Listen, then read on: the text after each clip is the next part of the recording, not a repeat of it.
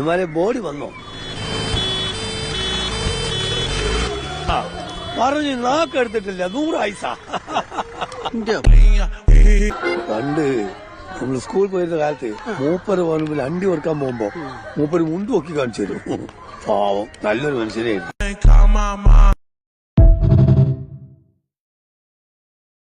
സ്കൂളിൽ ഉച്ചയ്ക്ക് ഞാൻ പച്ചവെള്ളമാണ് കുടിക്കുന്നതെന്ന് മനസ്സിലാക്കി എന്റെ മുന്നിലേക്ക് ചോറ്റുപാത്രം നീട്ടി തന്ന എന്റെ ബാലൻ. അവന്റെ അച്ഛൻ കാണാതെ മോഷ്ടിച്ചെടുത്ത പണം കൊണ്ട് സിനിമാ ടാക്കീസിലെ ബെഞ്ചിലിരുന്ന് ഞങ്ങൾ സിനിമകൾ കണ്ടു. കടലമുട്ടായി വാങ്ങി തിന്നു. അവന്റെ അച്ഛൻ ഊണ് കഴിക്കാൻ പോകുന്ന തക്കം നോക്കി അവൻ എനിക്ക് മുടി വെട്ടിത്തരും, വായിക്കാൻ പുസ്തകങ്ങൾ തരും. എന്നിലൊരു നടനുണ്ടെന്ന് ആദ്യമായിട്ട് പറഞ്ഞത് അവനായിരുന്നു.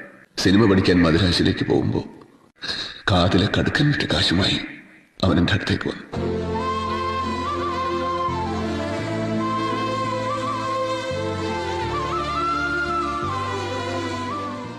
ഒരു പ്രണയത്തിലകപ്പെട്ട് നാട് വിട്ടുപോയ ബാലനെ ഞാൻ ഓർത്തുകൊണ്ടേയിരിക്കുന്നു. അവന്റെ അശോകന് മെച്ചപ്പെട്ട ഒരു ജീവിതം ഉണ്ടായപ്പോ ഒപ്പം അവനില്ലല്ലോ എന്ന വേദനയോടെ